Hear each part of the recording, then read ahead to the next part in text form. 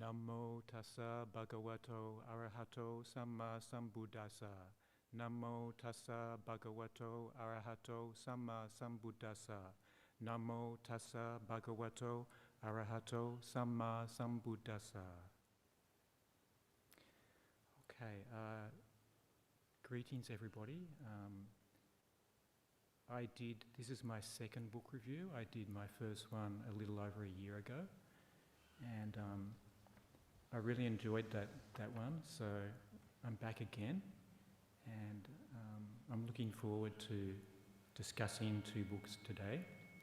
I would like to, and I was actually going to do this session about 2 or 3 months ago, but I was ill, so I had to be postponed. So here I am. It's finally happened. So So I'm Venerable Mettavihari, and last year when I did my first book review, that was when I was a novice monk, and since then I've had my higher ordination, so now I'm a bhikkhu. I'm no longer the baby at Bodhinyana. In fact, Bodhinyana's adding monks so quickly. I've got there are now, I think, six novices and 1 bhikkhu behind me. So how's that? Amazing. So today,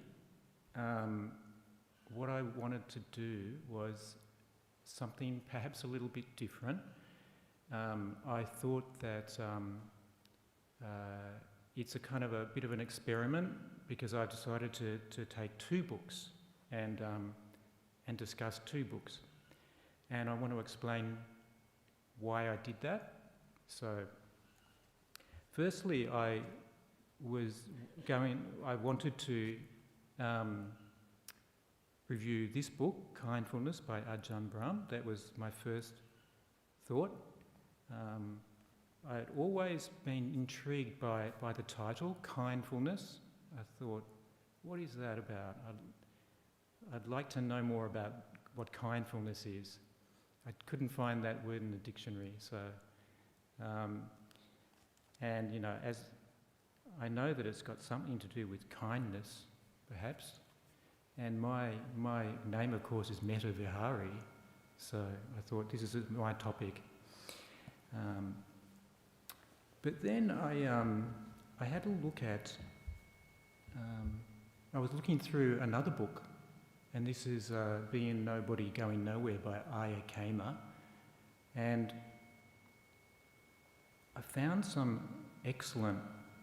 I enjoyed the book a lot, and I found a lot of. Got some feedback on the mic. We'll just see if that can be fixed. But there were some great chapters in here about metta. So that got me thinking about putting these 2 books together. So what I want to do is I want to read, firstly, a little passage in Ajahn Brahm's book, which explains what kindfulness is. So this is on page 3, right at the beginning. And of course, this Ajahn Brahm teaches through stories, so that's what it is. He starts off with a story. So he's talking about a wealthy woman who goes to her meditation class one evening, and because many of her neighbours have been robbed, so she told the guard at the gate to her mansion to be alert and mindful at all times. When she returned, she discovered that her mansion had been robbed. She scolded her guard. "I told you to be mindful of burglars. You have failed me." "But I was mindful, ma'am," replied the guard. "I saw the burglars going into your mansion, and I noted, burglar going in, burglar going in. Then I saw them coming out with all your jewellery, and I mindfully noted, jewellery going out, jewellery going out. Then I saw them going in again and taking out your safe. And I mindfully noted again, safe being stolen, safe being stolen. I was mindful, ma'am. So then he said, had the guard been kind to his employer as well as mindful, he would have called the police. When we add kindness to mindfulness, we get kindfulness. So that's kind of the introduction to this book. He's talking about combining kindness and mindfulness. But that's where this book came in, Ayya Khema's book, because even though this book is like not only about kindness, but it has some excellent chapters on kindness in it.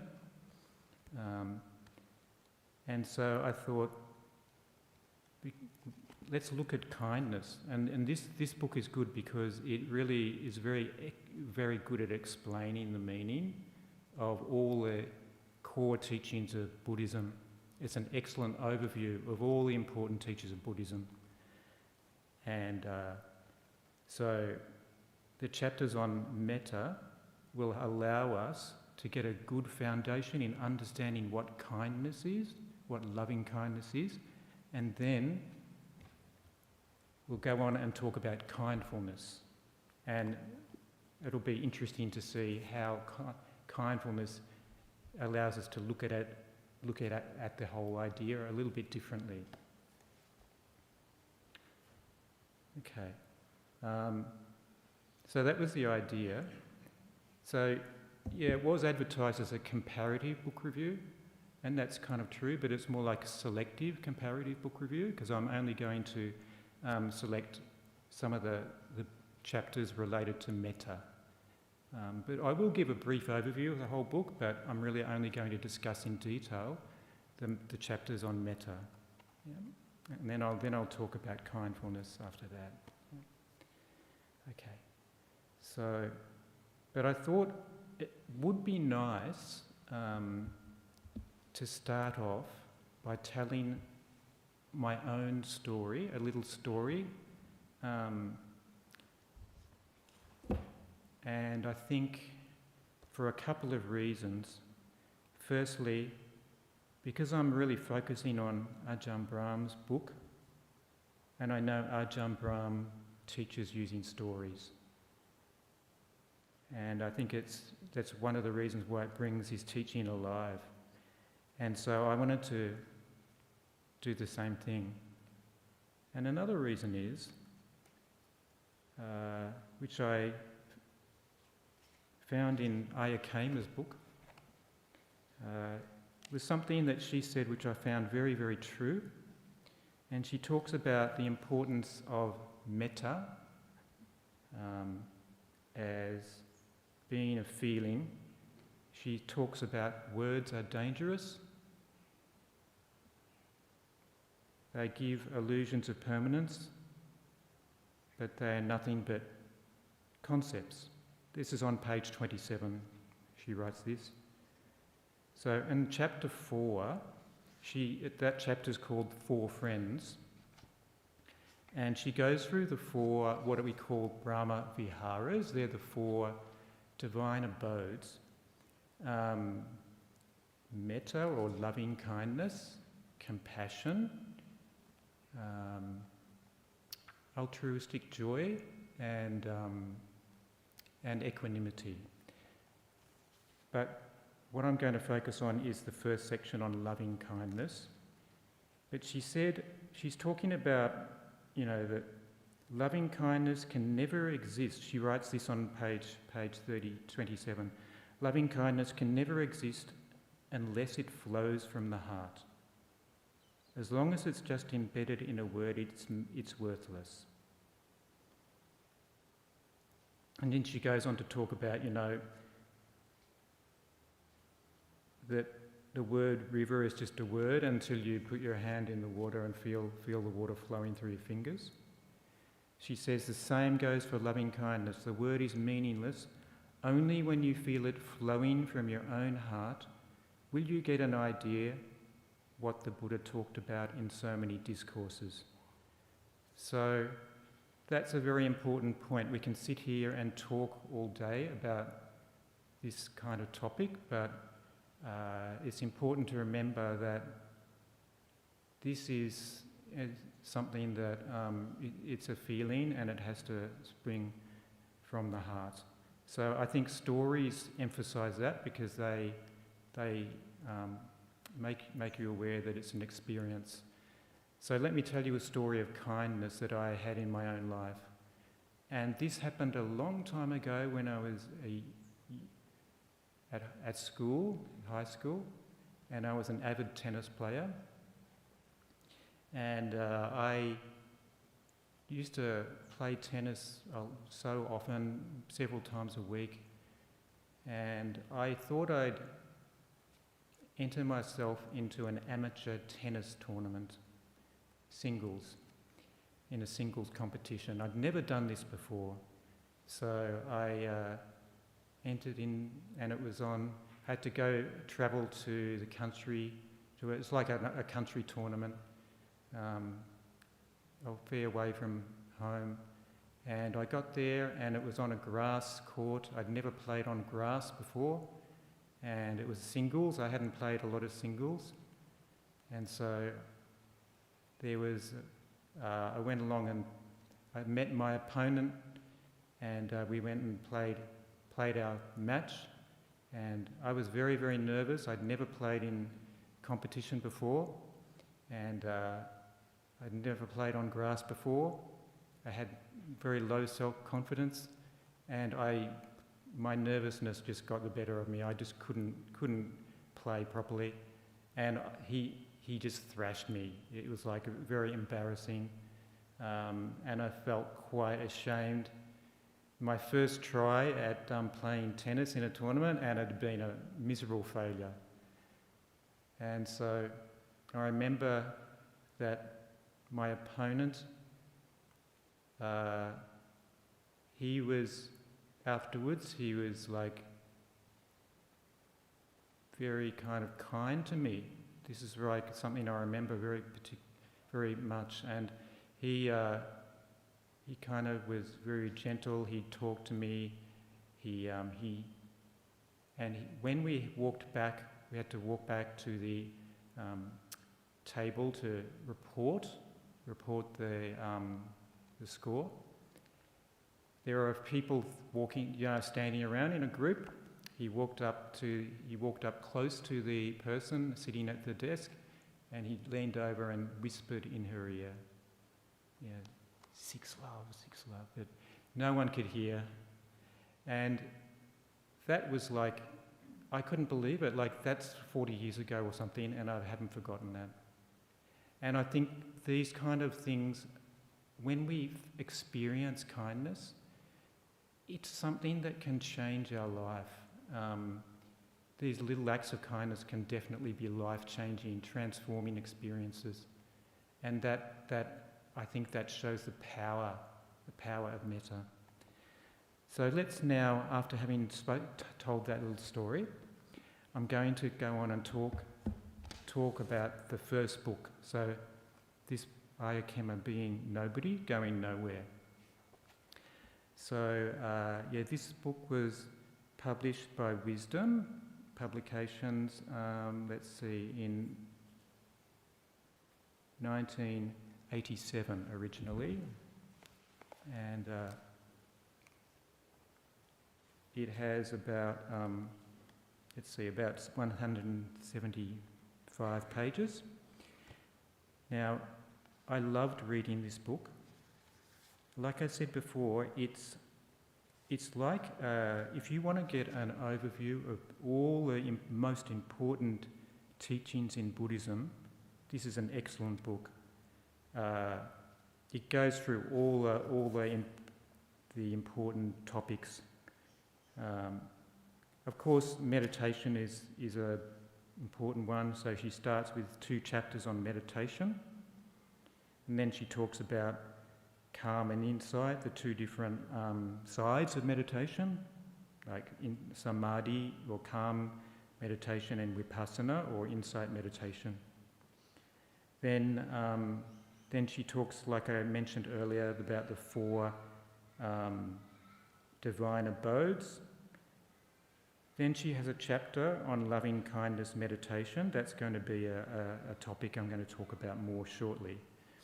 And then she's got a chapter on the 5 hindrances. They're the mental states that can interfere with your meditation and in your everyday life. Then she has a chapter on karma and rebirth. Then chapter 8 is a great chapter. She's describing and discussing the discourse on loving kindness, the Metta Sutta. Then she's got the 4 kinds of happiness, that's chapter 9. Chapter 10 is the 5 aggregates, or the khandhas. And then chapter 11 are the 10 virtues, or paramis. And finally, chapter 12, the 4 noble truths and the noble eightfold path. So it's all there. If you want to get an overview of Buddhism, this is a great book. And the thing is that these 2 books are very different. They're very different writing styles. The positive thing about Ayya Khema's book is that she does a great job at explaining things, and she gives really kind of detailed explanations. She's very thoughtful, and she also talks about the implication these things have on our practice. And this book, just to mention, this book is actually these are Dharma talks, which are a lot of the Dharma books are like this. They are Dharma talks that have been transcribed and edited into book form. But I think it's been edited very, very well. It reads well as a book, and it's kind of really great. It could be used for beginners, but also even for experienced Buddhists, because a lot of the discussion is quite advanced as well. So that's kind of an overview of the book as a whole. But now I want to focus on the chapters about metta. So the first one is chapter 4, and like I mentioned before, that's got a section on loving kindness. So I think if we want to learn about, kind of understand what metta is, so terms I've seen used are metta is the Pali term, Sanskrit is Maitri, for those of you who are Mahayana or Sanskrit scholars, and it's often translated as loving kindness, kindness. I've also seen goodwill or loving friendliness, but I think loving kindness is the most common translation that I've seen, and it's the one that I like, I prefer. So I will talk about loving kindness or metta or kindness all interchangeably as the same thing, just so you understand that. But she says that what is metta? Okay, we want to understand what is loving kindness. Now, she says, it's a quality. In page 28, she writes, it's a quality of the heart that makes no distinction between any living being. So the highest aspiration mentioned in the loving kindness discourse, that's the Metta Sutta, is that one should love all beings just as a mother loves her only child. Those of you with children know the feeling you have for your children and can tell the difference. How do you feel about your children, and how do you feel about other people? That is the work one has to do. So she's talking about, I think what she's getting at here is that it's something that should be a universal expression of feeling towards all people, and not just to those that we're close to. And so that's a really important thing to understand. And then she goes on to say, the love one has for one's family can be used as a seedbed to experience the feeling of lovingness.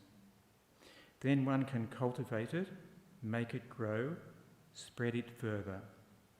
This is on the bottom of page 29. Only then does family love have its proper significance.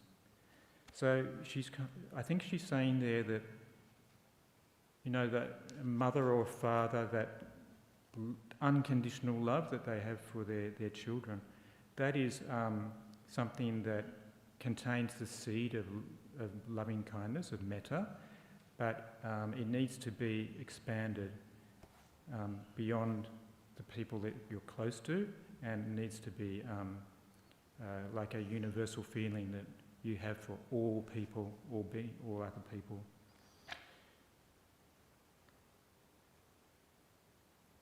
So that's really, really great explanation. And then she says, on page 30, she goes on to talk about, she calls it love, but it's the same, I think, as metta. Love cannot be encased in a person. A person is nothing but a bag of bones with 32 parts in it, surrounded by skin. How can love be embedded in that? And then she goes on to say, love is embedded in a feeling. So that's the same point she's making there. And then on page 31, she says, love is most importantly cultivated when we confront someone who is totally unlovable. So that's a really tall order, isn't it? We all have people that we don't get along with, that we don't like, we find maybe objectionable or difficult.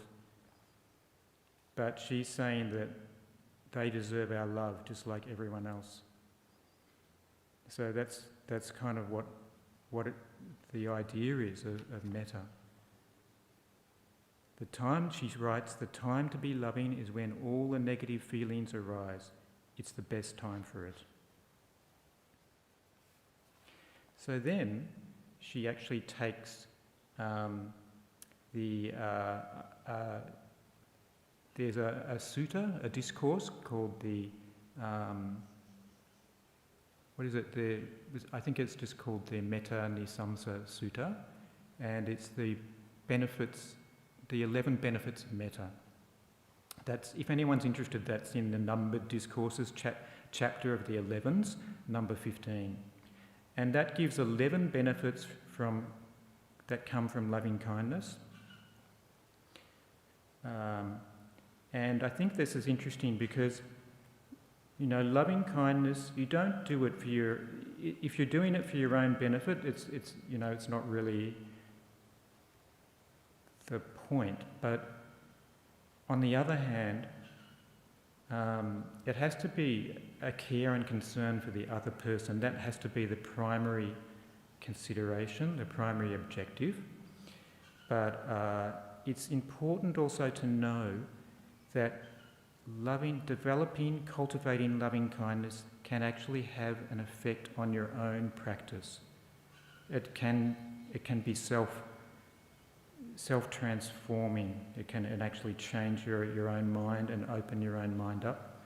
So it's really good to understand that loving kindness is not just being nice to other people, it's actually changing your own mind. It's making you more wise. It's making you see reality better. So on page 32, she starts to go through these 11 benefits of loving kindness. The first 3 are interesting. They're about sleep. One goes to sleep happily, one dreams no evil dreams, and one wakes happily. And so she spends the rest of this chapter kind of going through these 11 benefits of loving kindness. Further down page 32, she makes a really important point, I think, and she says that loving kindness, it's a skill. So It's not an inbred, she writes, it's not an inbred character fault or ability. It's a skill to change oneself again and again until all impurities have been cleansed. So that's really, really nice to know that we can all develop it. It's like a seed, it's a potential in our mind, and we can develop it. If we have lots of problems with anger, everyone has anger, comes up from time to time. You can turn that around through your practice. And metta practice is one of the best ways to do that. Okay, and then I can see that, as usual, I'm going to run out of time. I overplanned once again, and I'm only on the first book, right? So I'm not going to get through all I wanted to get through, but I think as long as you get a feeling for it, I hope it's valuable. So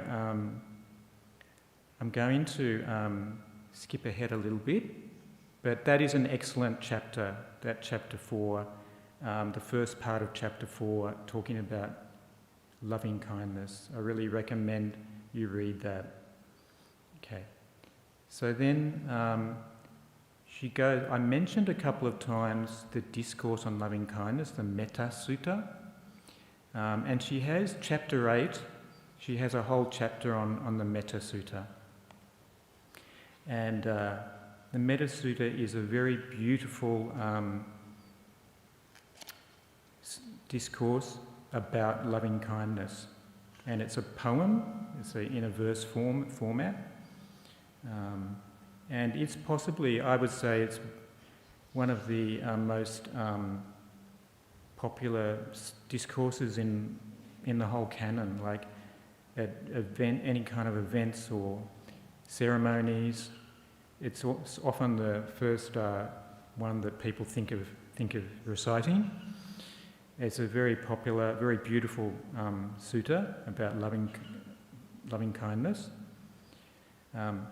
I don't have time to go through it in detail in this chapter, but what I will say is that I think, with practice, with our practice, it's a common thing that something that we do a lot. It's a lot of we recite this loving kindness sutta very often, and it's always that danger that we start to do it without taking it to heart, and it becomes more just an action.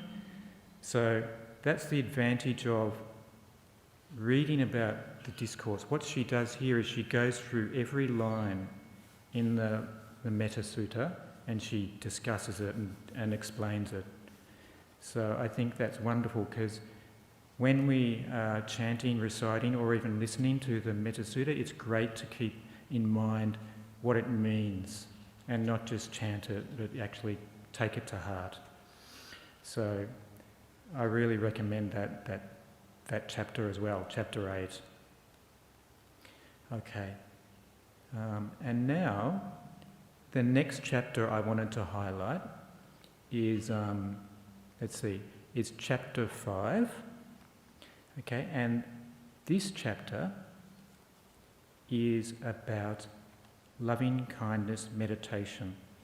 So I mentioned before that she had, one of her points that Ayya Khema had made was that loving kindness is a skill. It's something that we can all practice, cultivate, develop, and probably one of the most,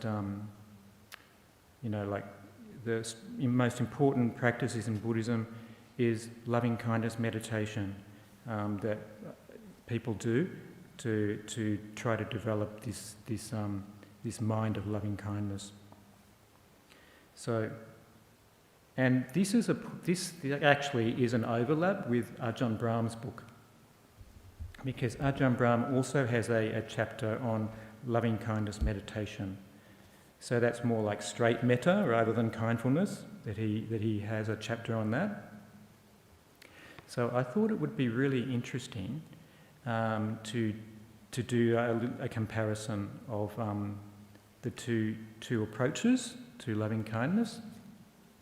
And then I thought, why not do a comparison not only between the two approaches by Ajahn Brahm and Ayya Khema, but also look at kind of the traditional method that is often taught. And I think this is like the traditional metta bhavana, or loving kindness meditation. I think this may have come from the Visuddhimagga, one of the very important commentaries in Buddhism. So here comes my one and only PowerPoint slide for today. So don't worry, there's no death by PowerPoint today. Only one slide, but I have used some transitions, so watch out. But they're very simple ones.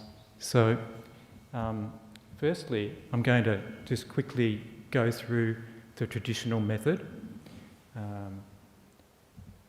So the idea is that what they teach is that you choose one person from several different categories going in a particular order. And it should be a specific person, a person that you know.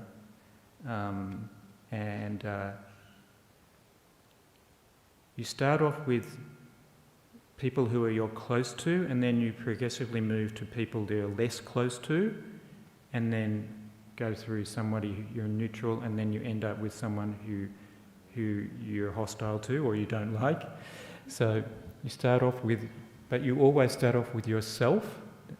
That's really important, because not only does loving kindness have to come from yourself, you have to have loving kindness for yourself before you can give it to other people.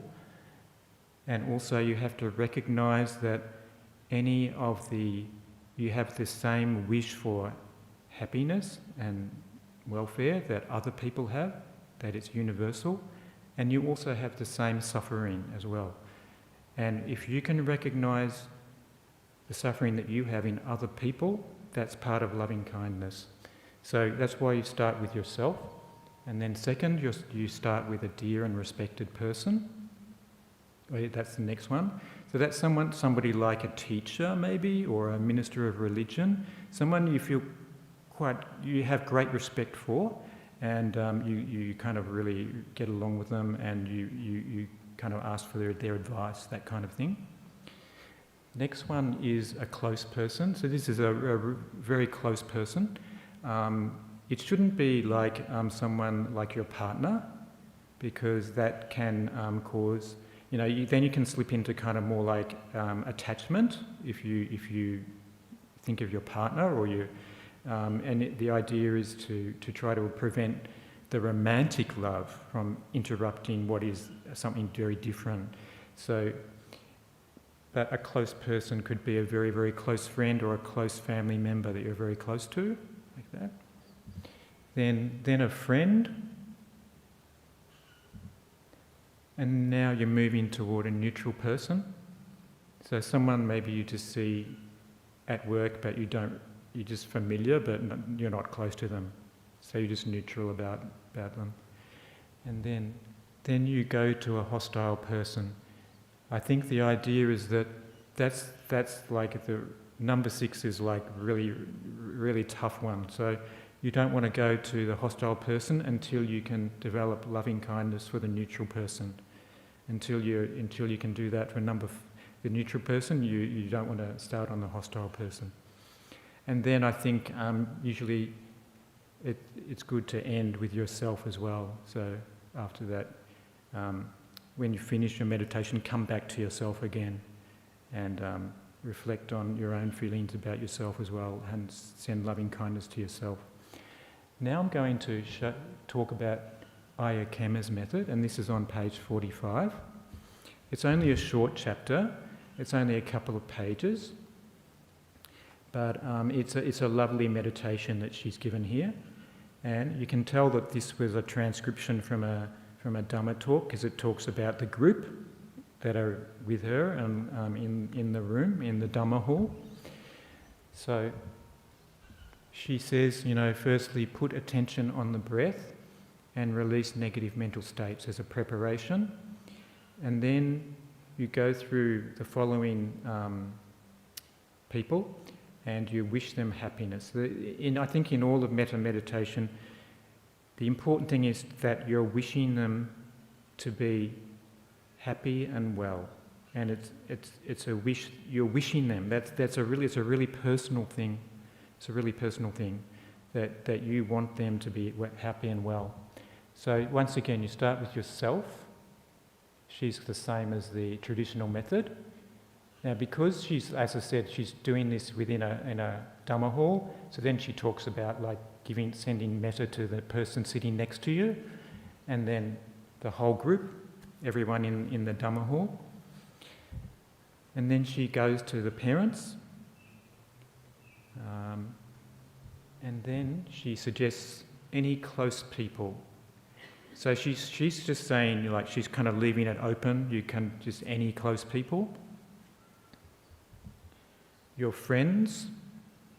So she's not really advising you to choose one specific person. She's just leaving it open, and you can just think about friends in general or more than one person. Your neighbours. I guess neighbours, depending on, neighbours should be your friends, but sometimes you're not too close to your neighbours, right? So it depends. And then the last one is a disliked person. So that's an interesting contrast from the traditional method. Okay, and then, that's right, and at the end she brings in all people who are going through some kind of suffering worse than yourself. So that's bringing in like the compassion, the side of compassion, which is really compassion, I think, comes from loving kindness. If you don't have loving kindness, you probably can't have compassion. But it's like a special case where you're having care and concern for people who are going through suffering. Okay, and then of course you end with yourself again. Okay, and then let's have a look at how Ajahn Brahm approaches metta meditation. And as usual, Ajahn Brahm is kind of creative and original in how he approaches it. And I think that's one of the beautiful things about Ajahn Brahm is he kind of brings it alive by all these different ways of humour, using stories, encouragement and that kind of thing. So on page 85, he has a chapter on, this chapter's called Opening the Door of Your Heart. And he goes through also a metta meditation. And what he starts with, he says, his idea is that you begin with what is easy to love. And here is where he is quite different from the other two. You don't start with yourself. You start with something that's cute and cuddly. So he suggests, like his example is a kitten, a little kitten, yeah? And you think of a little kitten, kind of helpless and like cute and like, and you kind of think about maybe it's he says, you visualise it maybe abandoned, hungry, afraid, blah, blah, blah. And, I kind of, he goes on to talk about, maybe it's an abandoned kitten. So that's kind of, once again, the aspect of compassion. And so he's saying, I will protect it, I will feed it. I imagine looking deeply into its anxious eyes, trying to melt its apprehension with the metta, flowing through my own eyes, and so on. And then he says, like, you can choose anything that is anything like this. You can choose your own cute like thing or thing that is really lovely and easy to like a puppy or a baby or something like that. So be creative with it. Then he goes to a loved close person. So that's that's kind of similar. And then he goes to a close acquaintance. So I guess that's like more like a friend, passively, a close acquaintance, and a group. Okay, and then groups, once again, that's I'm not quite sure what he meant when he wrote that about a group, but maybe he just means in general, thinking about people in general, that like friends in general. Okay. Oh, then he's got friend, which I assume is more of just a casual friendship, not a close friendship, I think. And then he brings in another kind of really nice feature, which is visualization. And he describes a lotus flower in your heart, and he says, imagine that the lotus flower is kind of blooming, and its energy is expanding through your body. So he's kind of using imagery, visualization, and kind of a tactile kind of imagery as well. You kind of feel it in your body, it's spreading through your body. And at that point, you're wishing all living beings to be happy and well. And then only at that point do you come to yourself, because I think the point that Ajahn Brahm is getting at is that maybe for some people it's not easy to love yourself. You might have low self-esteem, you may have not had an easy life, and so you start with what's easy to love, and then if you find it difficult to love yourself, you can do it at the end, after you've got up some momentum with other things. And then at the end, he comes back to this lotus flower image, and he says, reflect on how you feel at the end of the session. Okay, so that is what I wanted to show you, and I just thought it would be interesting and to kind of show that, because I think we can often learn by comparison like that, and see that in Buddhism there are the principles, but there's always a lot of flexibility for your own temperament and your own personality to adapt things in the way you like it.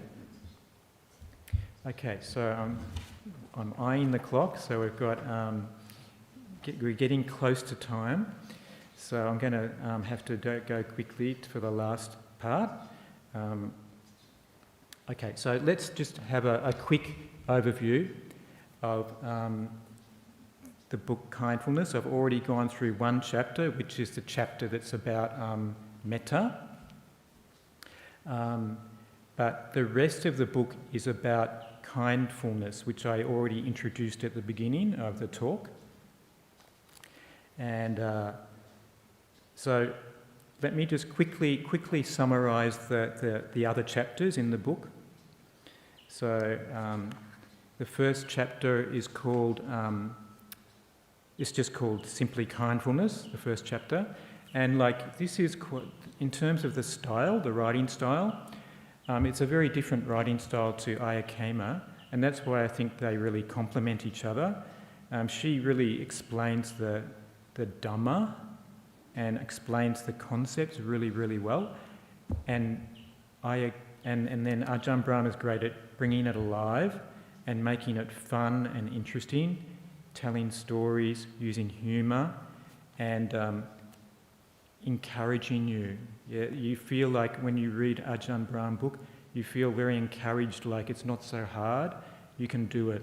He says, as long as you follow the steps, you can make progress, and you can really make progress in your practice.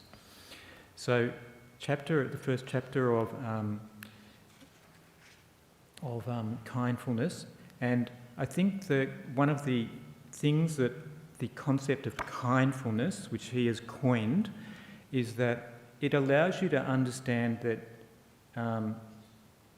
it's mindfulness and kindness, and that kind of brings it back to you. It really emphasises the fact that it has to be about you. So mindfulness, generally we think it's like we're mindful of what we're doing. It's like about self-awareness, and I think that's one advantage of this term, because he's emphasising that kindness is not just kindness, an act of kindness that you do for somebody, but it's also something you do for yourself.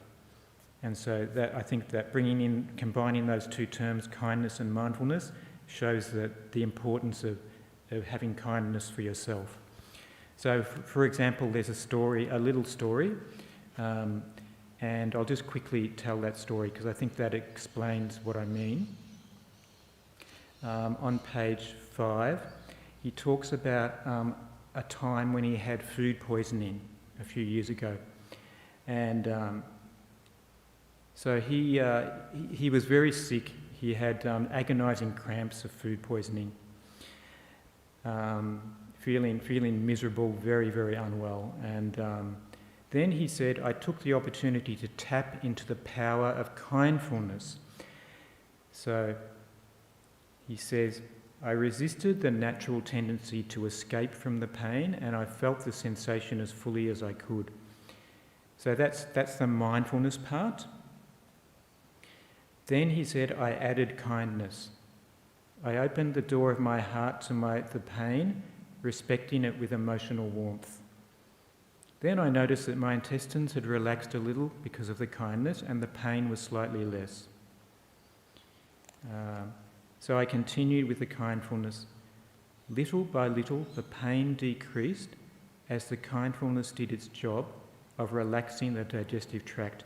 After only 20 minutes, the pain had gone totally. I was as healthy and relaxed as if the food poisoning had never occurred. So he's saying that it says here, like, my suffering was countered by full-on kindfulness. The pain had gone completely. This is one personal example of the power of kindfulness. So I think that's one of the great messages of this book, is that kindness is about, if you put kindfulness together with mindfulness, it all starts with yourself. You have to have awareness for yourself, kindness for yourself, and then you can radiate that out to other people and be kind to other people. So the next chapter is, let's see. So the next chapter is called Kindful Attention, and that chapter is about breath meditation. So that's more a guide to breath meditation. That's the method that Ajahn Brahm teaches. So letting go of past thoughts about the past and the future, stopping the mental, thinking too much, coming to the present moment, and so on. That's more not specifically about kindfulness, but he does then come to talk about kindfulness of the breath. So he does bring in kindfulness into meditation, and he says that sometimes when you have to have kindfulness towards the breath. Observe your breath with loving kindness. As you begin your practice, think something like, breath, the door of my heart is open to you no matter how you feel, no matter what you do. And that is really, it's saying that you can use kindfulness not just in metta meditation, like I explained that the metta meditation is like a special kind of meditation which focuses on kindness, metta, but I think this concept of kindfulness shows us that actually kindness is something we should do in all our meditation. It should always be there. So that's a really important thing to remember, that it's a part of all your meditation. Okay, so then next one is working with obstacles.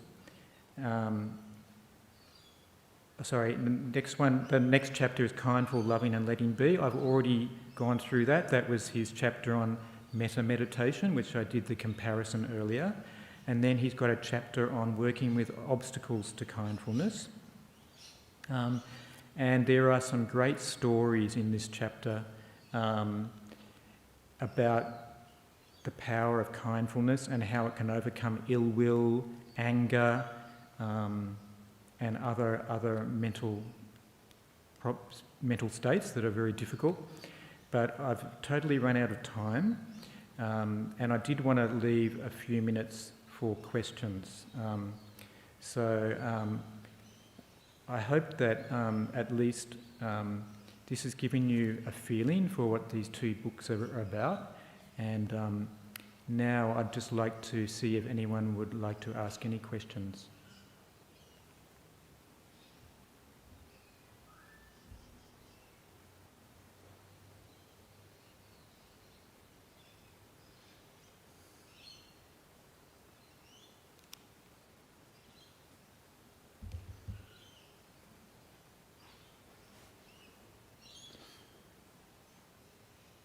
You could tell a story of kindness from your life, if you like.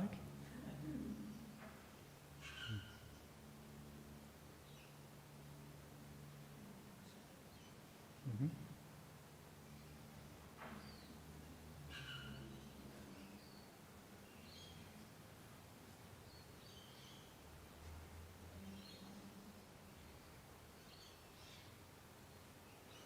Let's see if there are any online questions, maybe. To the YouTube viewers, there's a small group in today here in Perth because it's a public holiday. Thank you everybody for coming. It's really lovely to have you come along on a public holiday to listen to my talk. Thank you. Okay. Thank you, Manal. Thank you. Okay, we've got one question. Okay. Thank you. So, question from Germany. Does Ayya Khema differ in her understanding and explanation from Ajahn's words, like the talks about jhanas?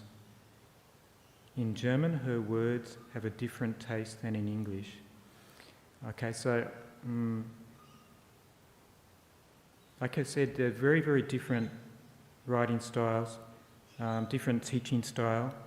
In this talk, I was focusing on the topic of metta, and also kindfulness, and I wasn't focusing on jhanas, but it does so happen that both Ajahn Brahm and Ayya Khema were very well known as teaching the system of jhanas in meditation, and I don't really have enough knowledge to speak in detail about that, but I do know that they did differ in their teaching of the jhanas. I've heard that, and so that's all I can really say.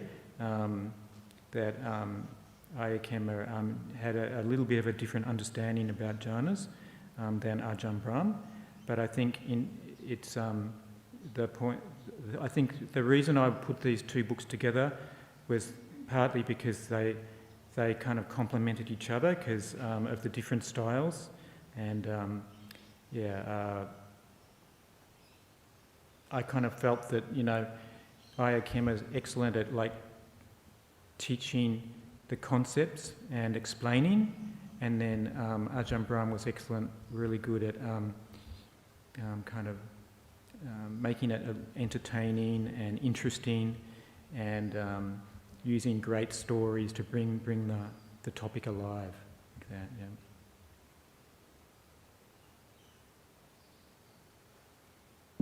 Okay. Last chance for questions. Yep. Okay. Is there any difference, any method that you can say that is better, or is it anything with the way you choose practice? Is it? Yeah, I think I kind of think that the traditional method, what I'm called the traditional method, is a very effective method. It's very systematic, and it's you can see the what it's trying to do, and I think so. It's right. You can see that the way it's taking a specific person.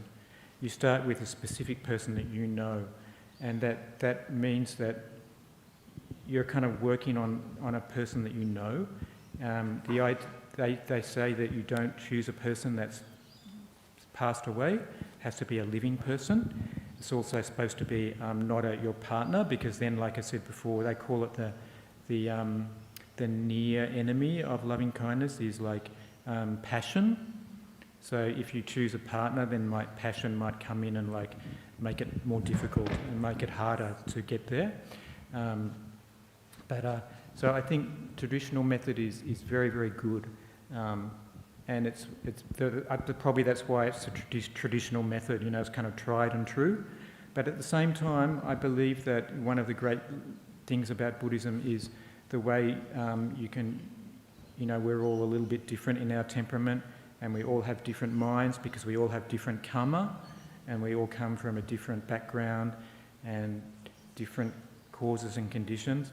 So that's why, you know, you can use different approaches, and so it's good to, you know, like know the traditional method. I think it's really important that you know the traditional method, but then be prepared to experiment and use other methods to see what works best for you. Okay, all right. So we'll call it a day. So I'm just about like maxed out my time here. Like, so sorry I haven't gone over time. Namo tassa bhagavato arahato samma sambuddhassa. Namo tassa bhagavato arahato samma sambuddhassa. Namo tassa bhagavato arahato samma sambuddhassa. May the blessings of the Triple Gem be with you all. Thank you. Thank you. Thank you.